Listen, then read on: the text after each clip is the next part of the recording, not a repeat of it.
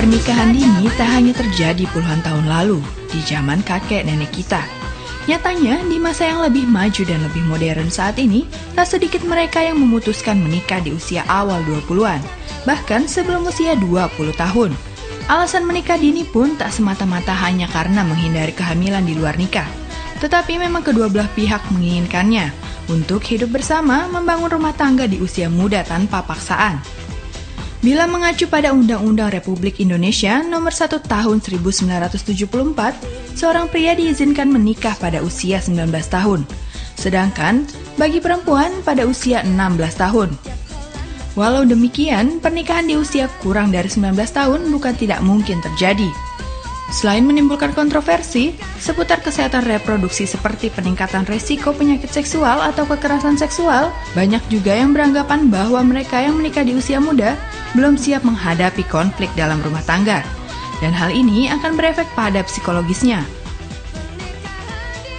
Jika bicara usia ideal menikah dan mengacu pada pandangan beberapa ahli, maka seseorang bisa dikatakan siap untuk berumah tangga setelah melewati usia 23 tahun.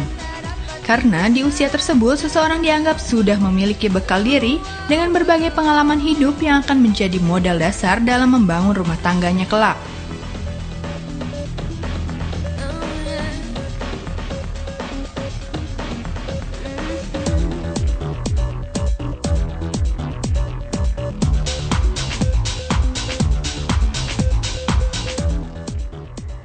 Selamat malam, Opini Publik hadir ke hadapan Anda. Tema yang menarik sekali untuk kita bahas nih malam hari ini yaitu menikah muda. Fenomena ini memang terjadi akhir-akhir ini menjadi viral di media sosial terutama ya. Banyak kejadian-kejadian menikah muda, pasangan-pasangan yang menikah muda.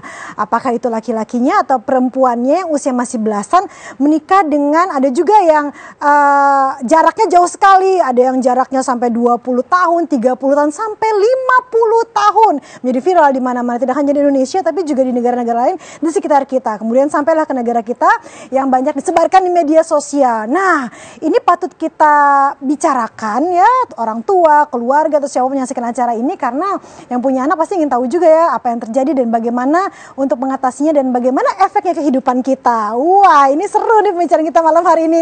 Ada Mbak Sani Budianti nih, psikolog kita. Apa kabar, Mbak? Baik, alhamdulillah. Pasti mengikuti kan? Ya. Apalagi yang terakhir nih, beberapa waktu yang lalu masih dalam momen Lebaran ya, tiba-tiba keluar berita mengenai anak belasan tahun menikah, laki-laki nih ya, menikah kepada perempuan.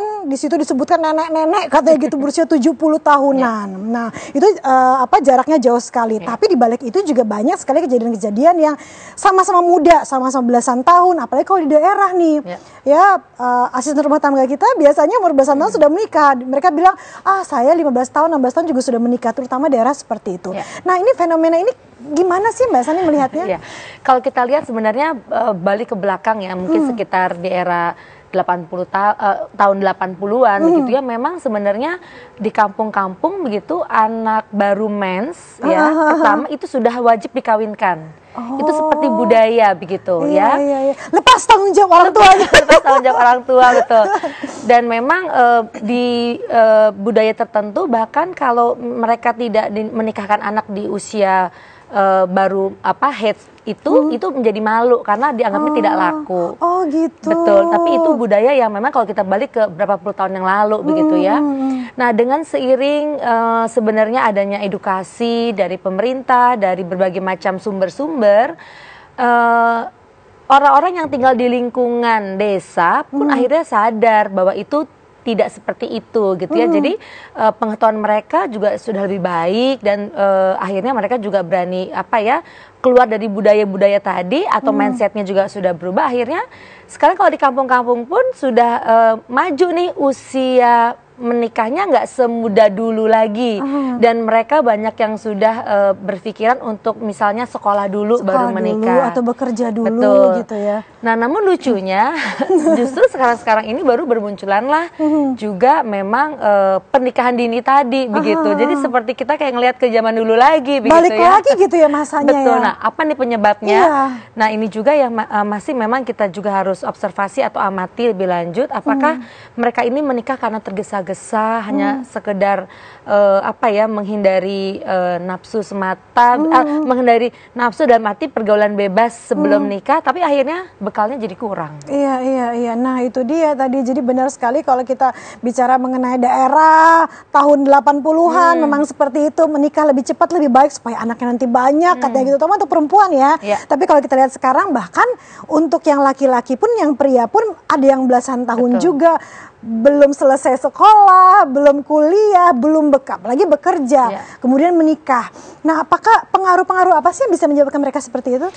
Ya itu tadi, jadi ini fenomena yang unik begitu ya, karena tadi mestinya akhirnya kita berpikir jauh lebih matang, justru dibalik lagi. Nah, menurut saya juga salah satu memang media sosial yang juga ikut membantu gitu ya, membantu karena para remaja ini kan lagi cari eksistensi diri satu kadang-kadang suka ikut-ikutan, wah kok dia bisa, kenapa aku enggak, misalnya kayak gitu, oh kok se-easy itu ya, semudah itu gitu. Padahal sebenarnya dibalik pernikahan justru ada tanggung jawab yang jauh lebih besar lagi dibandingkan sekedar menikah di hari itu gitu ya. Nah, oleh karena itu menurut saya peran orang tua, peran pemerintah ya mengedukasi masyarakat itu sangat penting sekali saat ini. Jadi jangan sampai mereka menikah cepat, selesainya juga cepat gitu ya, karena faktor tadi. Banyak persiapannya masih belum ada semuanya ya. Betul. Jadi apalagi kalau kita tahu menikah tanpa persiapan yang matang itu kedepannya justru akan mengganggu dalam arti kegiatan-kegiatan yang produktif secara psikologis dan sebagainya. Jadi sebenarnya Terry, usia menikah itu bukan hanya usia kalender tapi usia mental. Dan setiap orang itu punya usia mental yang beda-beda gitu. Jadi ada orang yang usia 25 tahun tapi usia mentalnya mungkin dibandingkan usia 23 lebih matang 23. Itu artinya tidak mesti usia kalender sama dengan usia mentalnya. Oleh karena itu yang kita harus persiapkan sebelum menikah adalah pertama konsultasi pernikahan dulu kali ya. Apa yang dipersiapkan?